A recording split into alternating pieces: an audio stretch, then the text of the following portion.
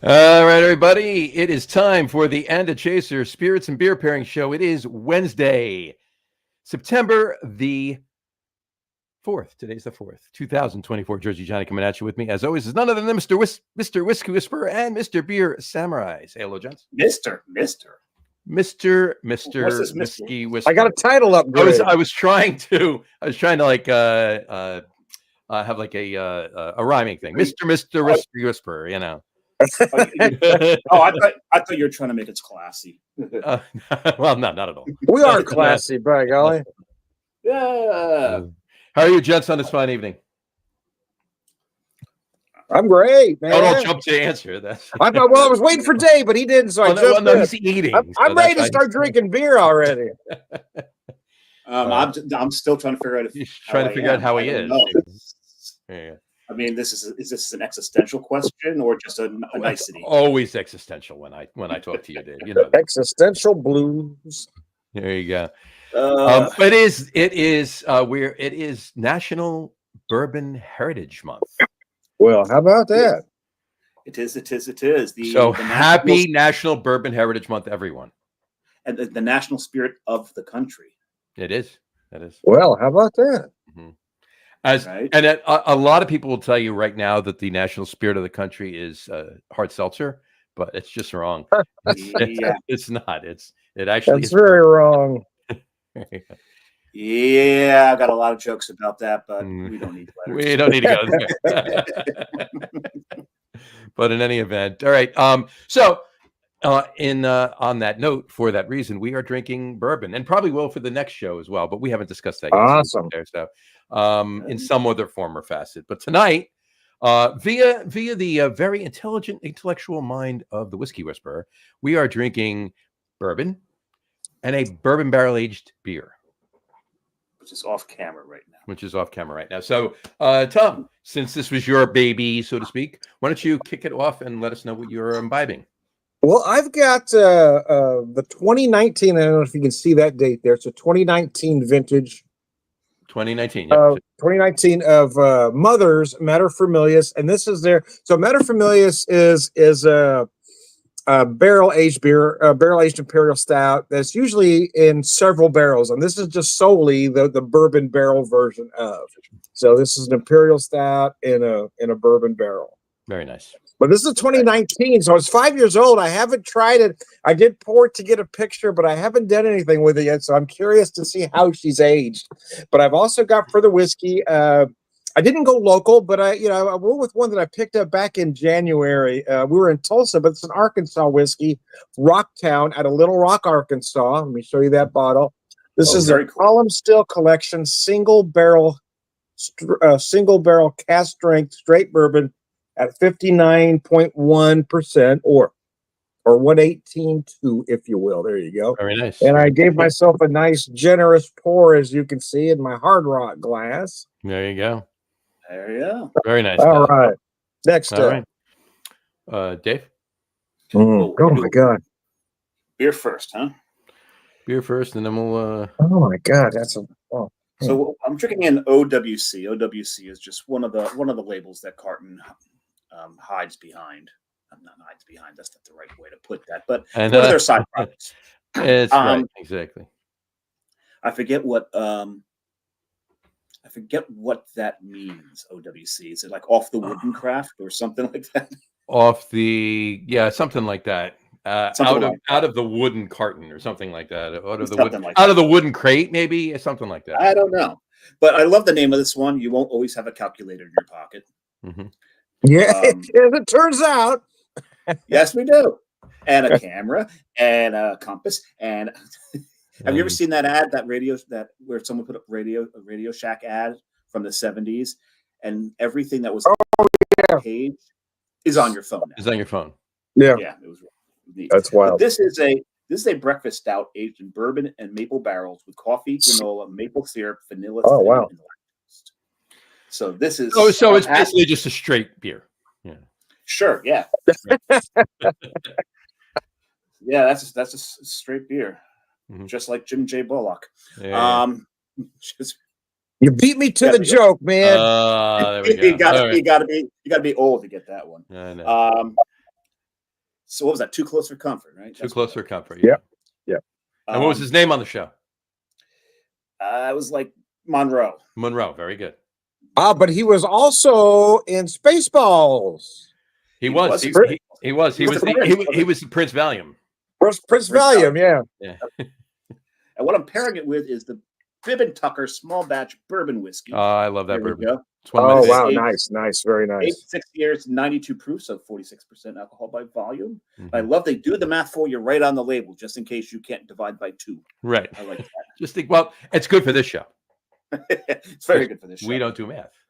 Oh, no, that's the other show. We might as well just carry it over to this. Yeah, we do have a calculator, as it turns out. We all apparently do. So there you go. I'll go one. Yeah, here we go. This is batch 99, bottle 32033.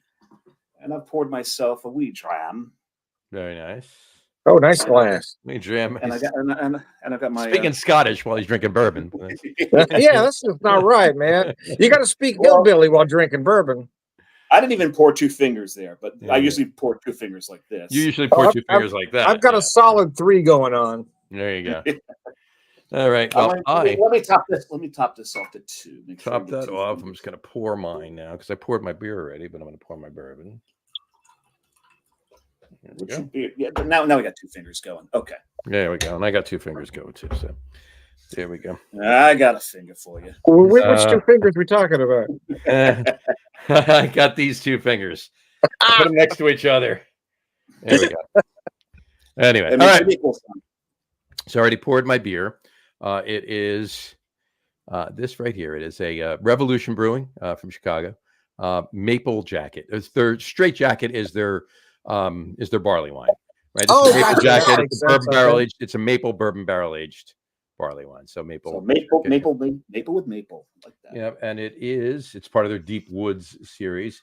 And it is, you would think I would remember, 14.4%. Oh my Lord. Lovely. After last night's 3 triples. Yeah. Oh my God. Why the hell not? Mine is at 11. I forgot to mention the ABV. Yeah. Mine is at 11, the beer. Oh, I didn't mention my ABV either, did I? What is it? I'm right between the two of you at 12%. There you go. Oh wow. There you go. And I am drinking. I'm drinking a big bottle. I'm drinking for my bourbon. Drinking Knob Creek smoked maple. All right. Hey, I have that too. And Dave, look, we all have it. Look at that. Oh, hold them up. Hold them up. There we go. Where do we go? There we go. All right. Hold on. I don't know why that did that, but there we go. What you doing? Try it again. Okay. So, hold them up. Hold them up. So are we trying to get a sponsorship here? Is that what's going on? Yeah, what the hell? Make sure you tag Knob Creek on the. Yeah, we'll tag Knob. I could become a corporate shill if the money's right. Why the hell not? Right, exactly. So, hey, if Lagunitas can sell out, anyone can sell out. This is true. Well, there we go. Cheers, gents. Tom, are we doing what are we doing first? We're doing the beer first. I didn't take a sip yet. It's up to Tom. This is Tom's brainchild. We take a sip of the beer first and then a sip of the bourbon? Yeah, why the hell not? So Sláinte. Yes, we got a wee dram and a sláinte on a bourbon show. There you go. A wee dram of the sláinte on the bourbon show. There you go. Well, I'll do the toast my dad always did when he drank. The only toast he ever gave, he would say, "Here's to the flag, the grand old flag, the flag that set us free. A whiskey glass and a woman's ass made a horse's ass of me." Yeah. Oh, cheers to that, I guess. That's more bourbon appropriate. That's definitely more bourbon appropriate. Yes. Oh, mercy. Oh man, that's delicious. Very nice. Very nice. Oh, biscuits and gravy. That's good. All right, we got a couple comments popping in. All right. Brian P. Boak just commented. He had, I ordered a bunch of barrel-aged beers on Tavour. Tonight I am just drinking Gentleman Jack Daniels. There you go. It's a classic. Cheers, Brian. Nothing wrong with it. I got my Tavour yesterday. Yes, you did. Over there. Cheers, I got a Wayfinder Schwartz. I got 4 cans of it, John, because I learned. Yeah, I only got 1. But here's the thing. Yeah, I understand. But here's the thing. There was 27 cans in my crate. Okay. So I have other Schwartz beers, you know, and I have. Look, yes, you're right, and I know damn well I'm going to drink it. I'm going to say, damn it, I should have ordered at least one more. But here's the thing: I have other beer to drink. Yeah, and I got to get through that other beer. You know, Okay. I told myself I'm gonna slow down because this is 27 beers in here. I'm gonna go slow because I don't want to get another crate shipped until right before the holiday rush is going to screw up the delivery, right? But that's November, right? And it's the beginning of September. I already have 6 damn beers in the crate. I will not open Tavour. I have the notifications turned off. I shall not be tempted. And Brian's Tavour should arrive between the 13th and the 18th. There you go. All right, cool. Coolness. You'll have to let us know. I definitely have a few things that I've gotten on Tavour that I will bring to. Yes, we knew it wasn't Revor. We knew it was Tavour, absolutely, but absolutely between the 13th and the 18th. I have a few things that's a good Indian restaurant. Revor, actually, you know what? You're right. It is. I don't think it's felt that way, but it's. But I do have a few bottles that I will bring to a couple of tailgates this year, Brian, and I'm sure Dave does as well. I've got a few. I'm not bringing the trace though. that's literally that's beer. It's one of my favorites. I know it is. That's beer. That's vanilla. There's a finger for you. So good. So Tom, how's that pairing working for you? What's going on? It is beautiful. So this beer, as you might expect, so it's a big, rich, decadent imperial stout that will give you notes of deep, dark chocolate, almost fudge-like notes as well. Some raisin tends to come through in this particular beer for some reason, but boy, being that single barrel, right? I love the Materfamilias because it's a multi-barrel. It usually has bourbon, rye, rum, and/or brandy, so you get all those notes. But just this bourbon addition is just insane because I've got just that bourbon barrel in there. Just what the bourbon barrel will give you, like a vanilla, toffee. Oh, it's just gorgeous. And the whiskey, this is just a big, robust whiskey. So it blends well, right? A lot of those same and/or complementary notes, a lot of big toffee, vanilla, almost like a toasted hazelnut note as well in there. And then big oak and spice in the finish. It's just gorgeous. Very nice. And what's the? Yeah, I've seen you bounce back and forth between them. What is the pairing doing to each one of them? You know, after I just took a drink of that Materfamilias and then the whiskey just now, the whiskey felt a little sweeter. I was picking up more of those toffee and hazelnut notes, a lot of the vanilla, and whereas the oak and spice felt a little muted on the back end. Very cool. And then how did the whiskey change the beer? Well, let's find out since I just took a drink of whiskey.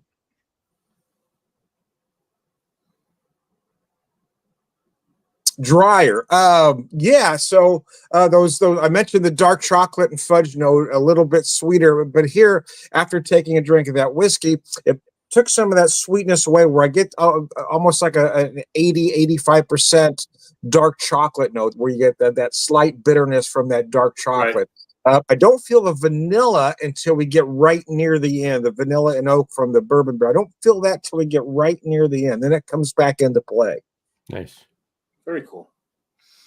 It's interesting. Thanks for asking, Dave. I hadn't really thought of it that way until you asked the question. But that's what we do. That is our thing. When I there's lactose in this beer, right? So I knew this was going to be sweet straight up. So I'm glad we went with the beer first because I wanted to taste it that sweet. I wanted to get the chocolate notes. I want to get some of the maples, some of the the vanilla, the lactose. That you can almost smell marshmallow on the nose, even though it's a breakfast stout. And even the granola. The granola is there. It's all there. And so it was going to be. I'm like excited to cut it with the bourbon. So I take a sip of the bourbon. I've had it before, so I've had both of these before. Taking a sip of the bourbon after the beer really brings out the caramel and the citrus character. Really? Okay, that's interesting. All right. I love it. I love it when a bourbon's got a citrus character to it. That nice little citrus note. I don't even know chemically where that comes from in the bourbon, but every now and then you get a really good bourbon and you'll get that hint of citrus. I would suspect the barrel, the particular wood used. Well, the wooden bourbon it has to be American white oak. It has to be American white oak, but the American white oak will change depending on the reason. For instance, Missouri white oak tends to impart more spice notes. Right. Yeah. So it depends on where the oak is sourced from. But most of the notes that you get out of American white oak barrel is going to be the vanillin, because vanillin is one of the main compounds. Yeah, but I don't. Yeah, but I don't think it's completely unusual to pick out some citrus from certain barrels as well. You definitely get some citrus out of barrels. Absolutely. Yeah. I love the look. It's no secret, right? I love the char. I love the oak. I love the vanilla. Yeah, me too. I love the caramel notes. I love that. All of that you get out of there. If the citrus that comes out of those barrels plays a nice dance around all those other notes, I'm fine with it. If for some reason it's a little too heavy, or some of the other notes are a little lighter, I'm enjoying it, but not as much as I do the others. You know? I like just a hint of the citrus. Just a hint. It's just like taking an orange peel over your drink and doing a little squeeze over it, dropping it in, and that's it. Mm-hmm. That's it. Now, I've definitely done that as well. Just express the orange oil over it, and you're good to go. Yep. And light it on fire. I've even taken it a step further every once in a while. I'll take my torch for my smoked cocktails and just give it just a light over that ore, just to bring those oils out to the surface. That's it. By the way, I've seen people squeeze them and then in front of a lighter and just light the orange oil that comes out. Yeah. Which I think, I don't know if that does anything other than burn the oils, because that is exactly what you're doing. It's more of a show. Yeah, that's it. It's like smoked cocktails, to be honest with you. I do them at home from time to time, but it's a dog and pony show. It is. Yeah, it is. So, but then when I went back to the beer, and I was hoping it would change the beer after I drank the whiskey as well. Mm-hmm. The marshmallow notes are gone. There's more fudge to it. Okay, all right. There's more of a fudge note to it. It's not as sweet as it was. Okay. So if you're describing fudge, I would think it didn't take away those marshmallow notes; it just put them in a different place. Incorporated them, but it took away. Because fudge will have that marshmallow note to it. Yeah, that's interesting. You said that. I didn't mean to interrupt, but I had this. I thought that was interesting the way you said that. Absolutely. Yeah, and also the granola note pops out quite a bit more in the beer. Okay, that's interesting. Yeah, granola. It's like I can actually see that. I can actually see that accentuating the granola. It's like maple granola fudge is kind of what I'm drinking. It's not a bad thing. It's not a bad thing. Yeah. By the way, Brian did comment back again. He said he will bring some to a game that we come to. Awesome bottles, awesome. Right? He's talking about Tavor bottles, and then he said, "I will make some Blunderbore when I make Monster Mash on Halloween weekend." That cheers, mark it on calendar. Triple cheers to that. So 100%. Oh, so there you go. That'll be a late in the season, but that's good. That beer's good for late in the season, right? A big warm you up. Absolutely. Warm you up when it's sleeting outside. Exactly.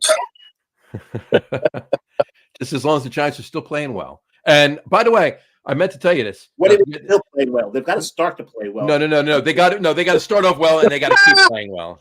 That's what I'm saying. Right now, in my mind, they're playing well, right? Because they didn't start yet. So they're playing well. So still playing well. They're playing. Stay positive, John. John, I've been a Rams fan my entire life. I'm used to 4 and 12 seasons.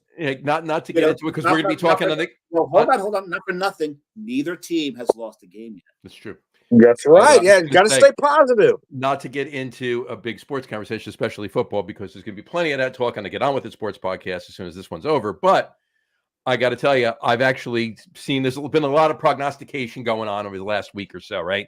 All the pundits giving their, this is who's going to win this, this is who's going to win this, blah, blah, blah, the divisional pick. We're doing ours tonight, right? We'll do that as well.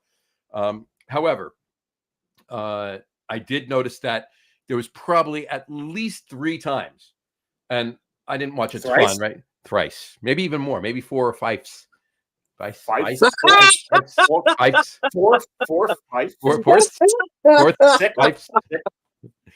4 or 5 Boy, times. you guys are funny when I'm drinking bourbon. There you go. Drink more, we get funnier. No, that people and it was actually shocking. Like, 'cause everybody and their mother, obviously, if they're picking divisional winners, obviously it's a given at this point. Yeah, the 49ers are going to win the West, NFC West, blah, blah. There was at least 3, if not 4 or 5 people that picked the Rams. Everybody's high. Everybody's high on the Rams this year. Higher on the Rams. I can't say high. More people are higher on the Rams than I thought would be. Let's put it that way. I'll take the winning seasons when I can get them, but I was born a Rams fan. I'm going to die one. There you go. Maybe they were just high, John, not high on the Rams, just high. Just high. Possible. A lot of people are predicting Stafford to have a really good season this year. That's what they're saying. So I go back as far as Roman Gabriel with the Rams. That's how long I've been a Rams fan. That's a long time. I hear you. Long time. I think in the Deacon Jones, the fearsome foursome. Oh, yeah.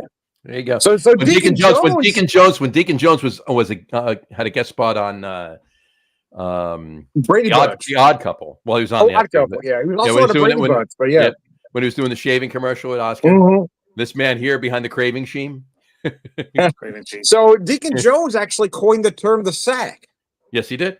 And every time they talk about sack leaders, I think, who would really be the sack leader if they counted every sack from Deacon Jones' career? Really got to go back. I mean, to do it right, go all the way back. Because they didn't count it. They didn't start until he was near the end of his career, right? They started 1982 was the first year they counted sacks. Oh, so his career was long over, yeah. Lawrence Taylor's first year in the NFL, they did not count sacks.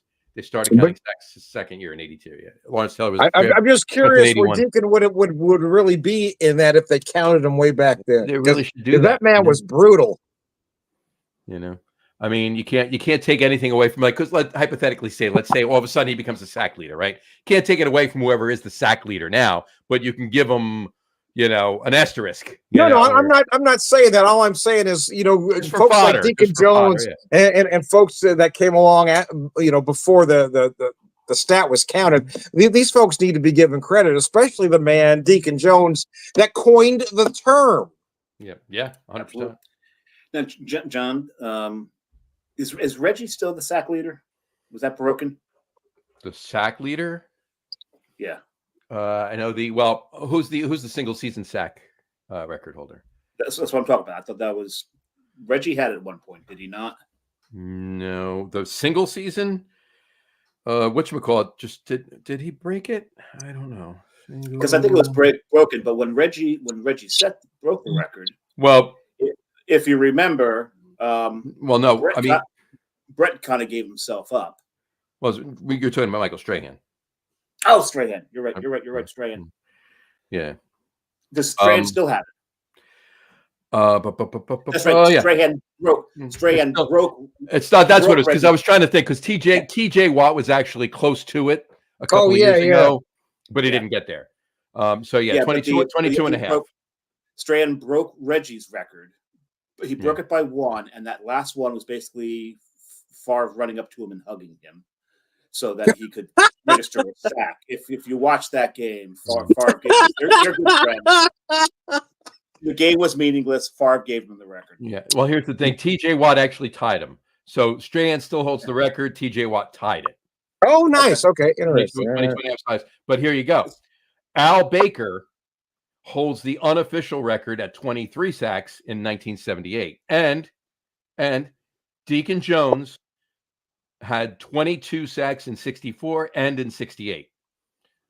Okay. There you go. So if you count Deacon Jones and Al Baker, Deacon Jones has 2 of the 5 top 5 sack seasons. Wow. Very cool. There you go. And he beat Strahan when he broke it. He broke Mark Gastineau's record.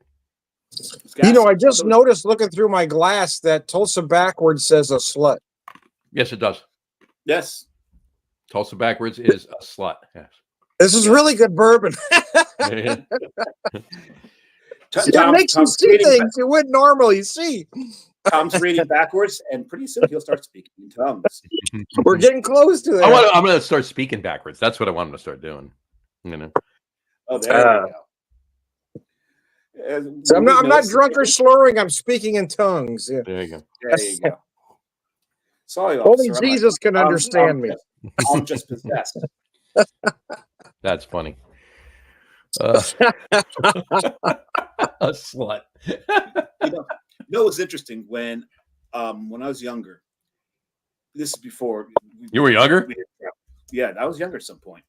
The more I drank, the faster I could do the alphabet backwards. Oh, really? So randomly during a party night, one of my friends go, "Dave, alphabet backwards," and if I tore it out, they're like, "Oh, he's fucked up." Mm-hmm. I just went right through it as if I was doing it forward.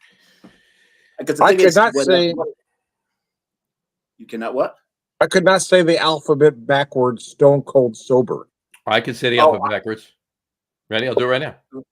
Alphabet backwards. The alphabet backwards. There you go. No, because when I was sober, if I tried the alphabet backwards sober, I would think too much. Right? Yeah.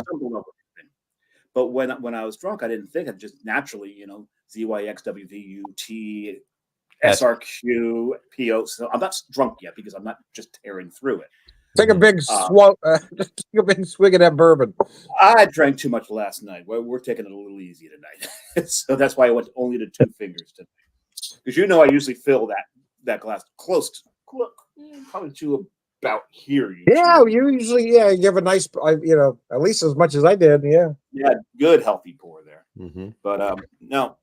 Tonight got to take it a little easy because seriously, the trip to Seattle and Vancouver did numbers on my liver. I was curious about that. How'd that go? It was really, really cool. I think we only went to one distillery. Did we get one or two? But a lot of breweries. I think what was I think I told you the total count, John. It was I know I didn't make it to 50. It was 42. 42, I think you said. Yeah. Oh, 42. my Lord, yeah. But it's over 10 days. How long were you gone? 10 days. So 4.2. 10 days. Okay. Wow, you're averaging better than 4 a day. That's pretty good. I wanted 5, but it's all right. And my liver's thanking me for that. I'll say one thing though: Seattle and Vancouver, the whole Pacific Northwest, California as well. They've got a serious homeless problem along that coast. Yeah, they do. And it's really just tied hand in hand with drugs.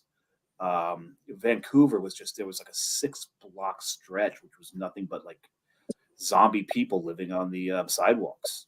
It was really, really kind of depressing. But I'm right in the middle of the Midwest here in Springfield, Missouri, and it's getting really bad here.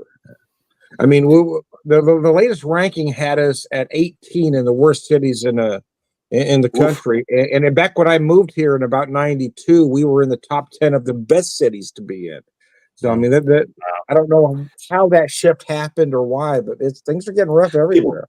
People read an article stating that it was a great place to live and all decided to live there homelessly. Yeah.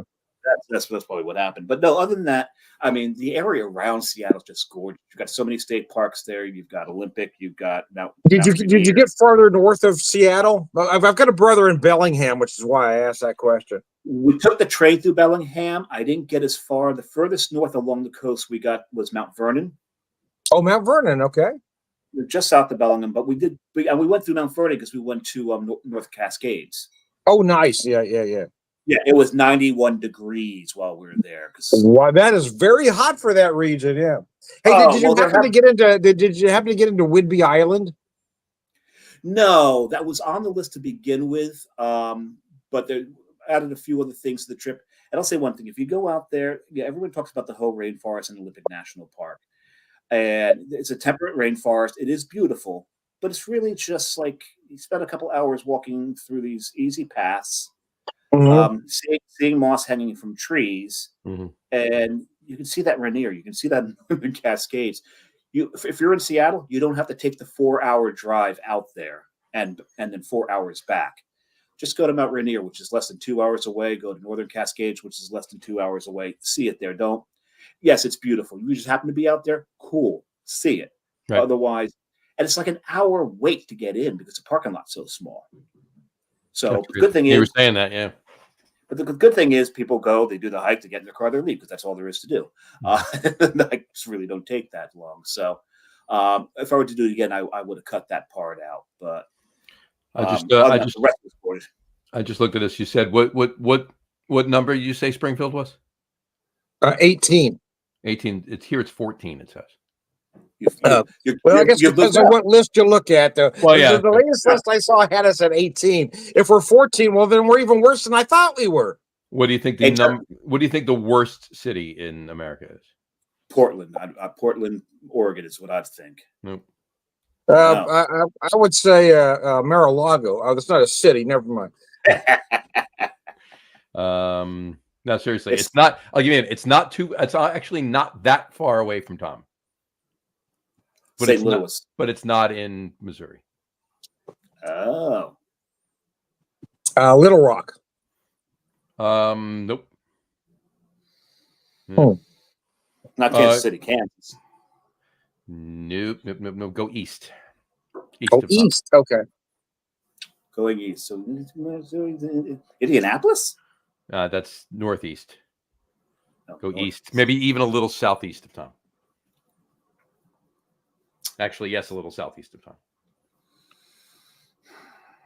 But you said near me. Near, relatively. Not Memphis. Memphis, yeah. Really? Memphis. Okay. Yeah, actually, I did see Memphis. Yeah, the list I saw, Memphis was the worst as well. Yeah. Where's Portland, Oregon on that list? Memphis is 1. St. Louis is 2. Detroit is 3. Birmingham, Alabama is 4. Little Rock, Arkansas is 5. New Orleans is 6. Cleveland is 7. Kansas City 8. Myrtle Beach, South Carolina is 9.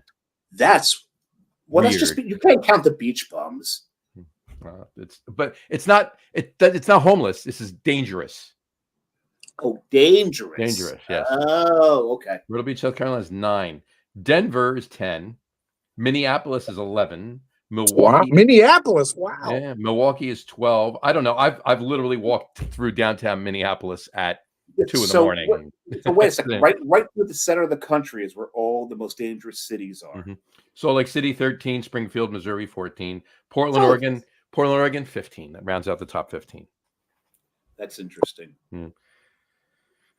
This list is 25 too. No, it's homelessness is part of it, but it's overall. Chattanooga, Tennessee is 16. Philly is 17. Dayton, Ohio 18. Houston, Texas 19. San Francisco 20. That's got to be moving up. I mean, some things that have been going on in Frisco have been weird. Yeah. Seattle 21. Before you move on, Philadelphia moves to the top of the list when the Eagles are playing a home game. Right. Yeah. Seattle 21. San Antonio 22. Nashville 23. Vallejo, California, 24, and Winston-Salem, North Carolina, 25. That's crazy. Yeah. So Dave, you were right. You were right. You do get funnier the more bourbon I drink. Because you're pretty hilarious at this moment. Oh, really? I crack you up. We'll see. I always say nobody cracks me up quite like me. This is true. Yeah, I definitely crack myself up the most. Doug Smith just wrote in. Was just in Memphis. Old Dominic's was dangerous. Sláinte. Oh, I love the Old Dominic's, man. That's a great whiskey. I love the high rye. That high rye is just delicious. I have to apologize to Doug. Doug told me to tell you that he got it, and I completely forgot. Sorry, Doug. And then he said, "You guys chasing Malort?" It's the second show in a row. No. Because I like spirits that taste good. Right, but here's the thing, though. On the thread, though, Dave. Before, did you see what I said? You said I hope it tastes better than Mallory. Yes. I'm like, I don't know. Last time I tasted Mallory, it was pretty good. I didn't say that. Yeah, that shit wasn't bad. Your phone said that. Yes. Was she from Tulsa? And we're back. We're back. We're back. We're bad. Here's to Mallory from Tulsa. Here's to Mallory from Tulsa. There you go. There you go. I'm going to put the cork back in this thing, so I'm not. Put the cork back in the bottle. Damn it, I can't find the cork. Oh no, you might need another pour, Dave. You didn't pour very heavy. You might need a little more. Here's a cork. I found it. It was hiding. Yeah. I don't know if you could use this one though. It's that small. Yeah, that's not gonna work. That's not gonna work. So I'm getting close to my vacation, guys. You're going to Ohio, huh? I got about 2.5 weeks. He's going to a beer spa. It is. I am. And my wife picked it. Can you believe that? My wife, for our 30th anniversary, is taking me on a craft beer vacation. You don't deserve her, Tom. I do not. And she doesn't deserve. And she doesn't deserve your shit. Right, we got that goes without saying. We got a. Well, yeah, I'm really looking for. I was talking to folks the other day, and I said, this is the first time I've ever taken a vacation where it's not because, well, yeah, I'm going somewhere I want to go, but it's not because of work, right? It's not because I'm really tired of the bullshit, the nonsense at work, the constant emails and texts I'm going to get the second I go. This is the first time I'm going on vacation and looking forward to it because I want to go where I'm going, and my work is great. I've got no work stress at all, and I've never had that before in my entire life. Awesome. Hey, Tom, I'm jealous of you, and here's 2 birds for you. 2 birds flying. Thanks, Dave. I'll take that in. we got a comment from Keepone on YouTube. He asks us a question. He says, "What's your favorite domestic corner store light beer?" Oh, I don't have one. If I'm pressed for one of the to pick a big boy light beer, the only one to me that has any kind of flavor to it, I'm not saying it's great flavor, but that has any kind of flavor and I find drinkable is Miller Lite. Miller Lite's the only way to go. It's the only one I could. If somebody, only one I can stomach. If anybody said, "Hey, you have to drink a domestic corner store light beer," as Keepone put it. Yeah, actually, I can't disagree with that. Even as far as macro non-lights go, Miller's not any more offensive than the others. I think it's better than Bud, and it's half the price. Oh, hell yeah. It's better than Bud. It's better than Coors. It's better than Corona. Well, Corona's just basically water. As would I, Brian. As would I chose water. Right? I would too, Brian. I really would. But I'm just saying, given the situation where you had to pick one for whatever reason, right? Someone has a gun to your head. Drink this horse shit. Drink this horse piss. It would be Miller Lite. Miller Lite would be the one. I can't disagree with that. We know damn well Brian would take the bullet to the head, though. Probably would. He probably would. Doug Smith just commented in, "Brewdog is great, Tom. Been to many locations in England, Scotland, and Wales. You are going to love it." Sláinte. Thanks, man. I appreciate that. I've never been to one. I've never been to any of those places you just mentioned. So, but I've had some friends stay there. And I can't find anybody that has anything negative to say about the place. So, now, did you get the package where they activate the tap in your room? Yes. Yes, and the fridge in. Okay, I want to stop you. Okay, Dave, I have to stop you because my wife is listening. But I'm just going to say yes to everything you're about to ask because I'm pretty sure I knew where you were going, but I don't want her to hear the question.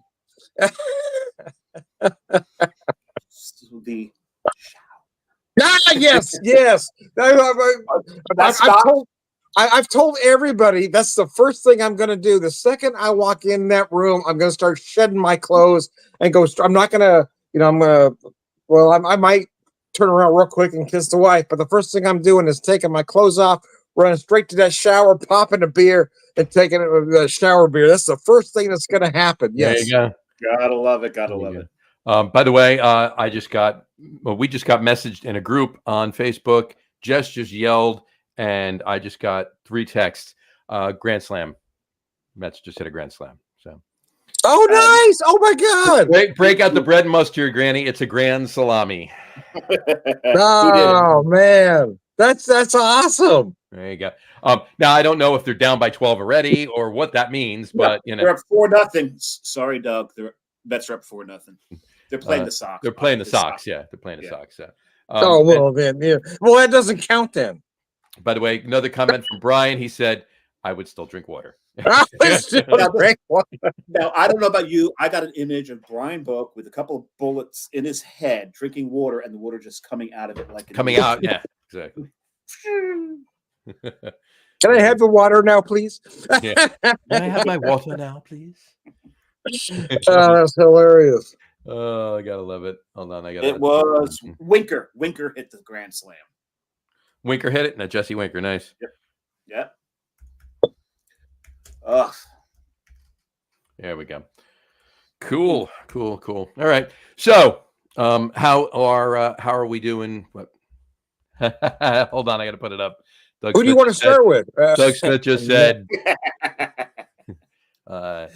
He made a hand gesture with one finger. And it wasn't this. I thought it was a thumbs up. He said the Mets are number one.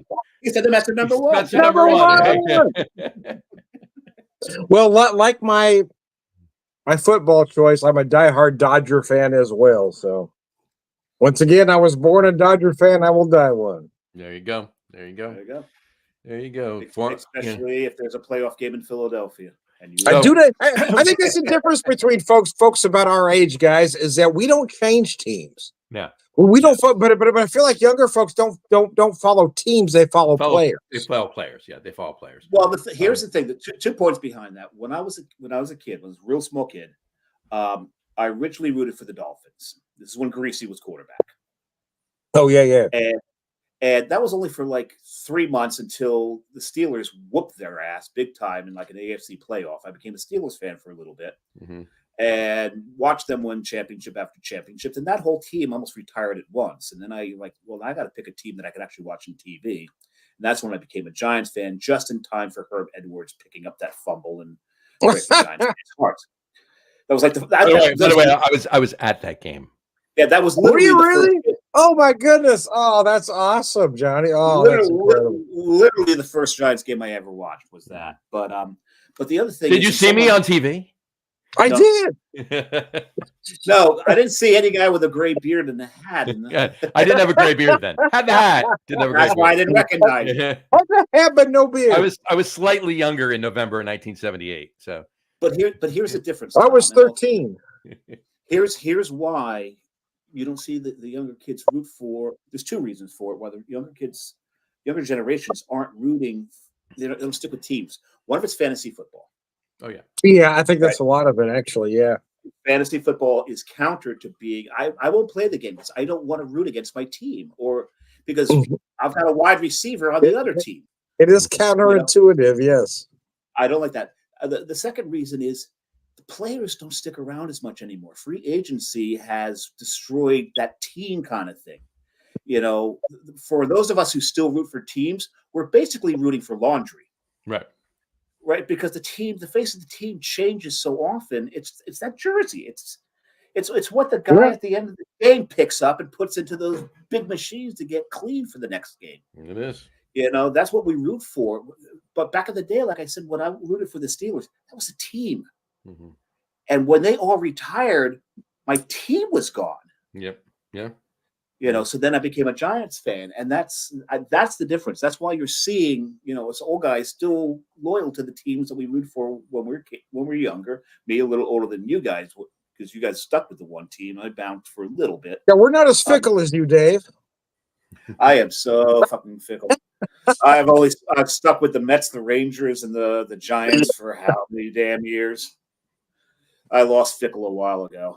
And Tom is a Rams fan and a Dodgers fan, which means he really liked the cities of Brooklyn and Cleveland really much.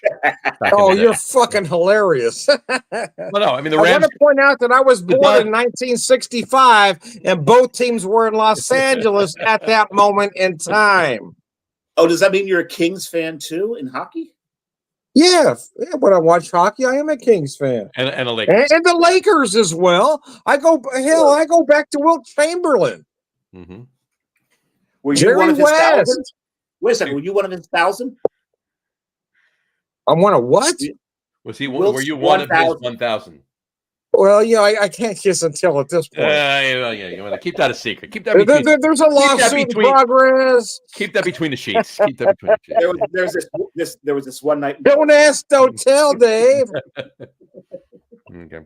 Anyway, all right. So wrapping up our cocktails tonight. How was your bourbon? How was your bourbon and beer pairing, Dave? I rather enjoyed it. Like I said, I think the bourbon really toned down the over sweetness of the beer, which I expected it to. And by doing the and that beer, the way it impacted the bourbon, it brought out some nice notes of the bourbon. So it's really cool. There you go. Very nice. Hold that thought 1 second, Tom. Brian said he had a beard. He had a beard in November 1970. I just said I didn't have a gray beard in 1970, November 70. Hell, I didn't even have a beard until 19. No, actually, that's not true. I didn't have a beard until 2015. There you go. I think Brian had a full beard at 5. I think he did. And Doug Smith just said the Lakers are number 1, and the Celtics are lucky. That's what he said. Lakers are number 1. I got you. So here's the thing: my son, growing up in a different era, Seamus was a Celtics fan. I was a Celtics fan. You were, not anymore. I don't watch professional basketball anymore. You watch amateur basketball? I watch college basketball. Which is amateur basketball. So yes, I do. Yes, there you go.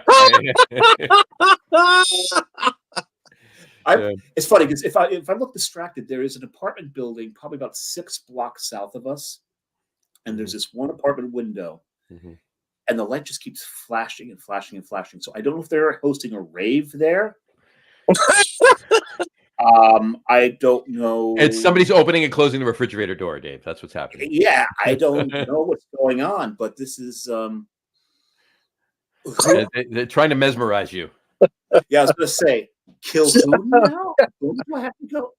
Okay, I'll be back. I have a job to do. They have a really big fan, and it keeps, off on. Right. There's some. I don't know if they're signaling us for help. Yeah, I don't know what's going on. Semaphore. Just get out your semaphore guide and see what they're saying. Well, semaphores with flags. You mean Morse code? Get it. Well, yeah, I guess you could do something. Yeah, that's true. Yeah, get out Morse your. Code. It's going A. Maybe Fonzie's over there. Very possible. Very possible. All right, Tom, how was your pairing? Well, obviously I enjoyed it. I'm feeling pretty good about it at this moment in time. No, I really like this bourbon though. This Rocktown I bought back in January of this year. I've got a little bit left. It's incredible. But I got to tell you, I've had that bourbon before. I've had that Rocktown bourbon before. I've had it. Have you really? Okay. And the older I get, the more I enjoy cask bourbon. Right? I want that full strength. I want to taste it as it was meant to be. I really enjoy it. And the way it is paired with this particular version, I don't know how good it would have worked with the regular Mattafamilias with the 5-barrel or 4-barrel, but with this single barrel, the single bourbon barrel. Oh man, this was absolutely delicious, perfect pairing. They bounce off each other deliciously, and I like it, man. I'm feeling pretty good about myself at this particular moment in time. And tomorrow will be a little different. Different story. Yeah. As far as mine go, let's say what's not to like. Barley wine, I love barley wines. Bourbon barrel aged barley wine, I love bourbon barrel aged barley wine. Aged with maple syrup, you know me and maple. I'm a huge fan of that. And my smoked maple from Knob Creek. I love maple. I love smoke. I love bourbon. This was a pretty good pairing. Nice. Nothing really cancels each other out. Like everything you did sounds perfect, John. And it kind of was right in there. I liked it. So it's a beautiful thing. So on the next show, are we gonna we should continue with bourbon? We should do another incarnation of it or something, because it is still going to be on the next show, National Bourbon Heritage Month. Yeah. Well, I think we do bourbon cocktails. Maybe bourbon cocktail. We haven't done bourbon cocktails to death. What about the beer though? That's where we got to talk about. Now, there's a few thoughts that I have behind that. Let me think about it. Let me put a plan together there for there. But for that, because usually when we've done cocktails, there's times where we've had like the green add into it. We're like, okay, we do bourbon, we do that. It's kind of like between the three of us, like what we want to do, like, or we did like our takes on Manhattans or whatever. Mm-hmm. But how about we do a bourbon cocktail, and we limit it to just 3 ingredients: the bourbon and 2 others. Which okay, I'm okay with that. But not a Manhattan. But that still doesn't answer the question about the beer pairing.